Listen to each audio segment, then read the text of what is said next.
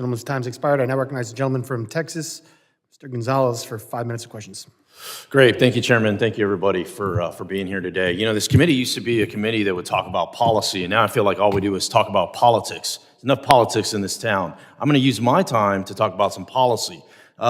In the city of San Antonio, just recently, ICE, the ICE facility there, had a package delivered with white substance, right, as an intimidation factor to try to bully ICE to not do their job. I think it's absolutely sickening, and it's ultimately dangerous.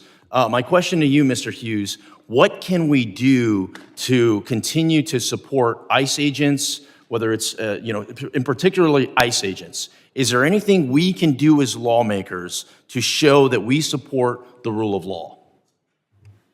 Thank you, Congressman. Look, the polarization you referred to is just unprecedented. And we're in really a hard time right now where we really need to bring it back and really look for answers together. That said, there are many recommendations that we made, FLIOA made, in looking at enhancing 18 U.S.C. 111 or 18 U.S.C. 912, other bipartisan bills like Protect and Serve Act, Back to Blue, and Blue Shield Privacy Act. We need to be looking together, a bipartisan way, to come up with protections for ICE and others so that they can do their jobs in an effective way in protecting us and defending the rule of law. Wonderful. Thank you for that. And I agree with you. We need to tone down the rhetoric, and we need to bring more solutions to help things. If you have policy discussions, let's have those policy discussions, but let's not blame the men and women that are executing the policy that we're making here in Congress. My next question is for Mr. Thompson. Sheriffs. I love my sheriffs. They run things in my district, right? Sheriffs like Ronnie Dotson and Thad Cleveland out in West Texas, Randy Brown, tallest sheriff you ever meet in your life, just doing amazing stuff. I've done a lot of ride-alongs with these sheriffs. I mean, they're on the front lines. I view them as frontline leaders. My question for you is on these task forces. Mm-hmm. I'm a big fan of task forces. I think the anti-gang and anti-terrorism task force, often led by DHS or FBI. I think those work. I've spent a lot of money, or spent a lot of time and energy making sure that those work. In your opinion, what is your thoughts on these anti-gang terrorism or task forces and the role that sheriffs should be playing? Well, thank you for the question, sir. I appreciate it.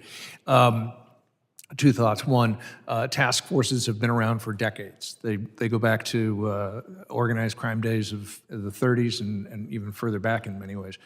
They are around because they do work. It brings together a team approach, a holistic approach to responding to either perceived crime, actual crime, or the recovery from crime. So they do work, and they have the. I want to make one point. Crime in this country has changed. It's much more sophisticated than it's ever been. The cartels have more money, more time, more interest in doing what they do. That's why, in my estimation, I think the president did do the right thing by designating the cartels as terrorist groups. The point I'm making, though, is that for this committee especially, I think we all need to recognize that with the sophistication and the breadth and absolute indoctrination into our country of these cartels, we have to do things differently. We have to do them vastly different. We need a greater sense of urgency on cybersecurity. You saw that in my testimony. We need to invest in that, especially in these smaller agencies.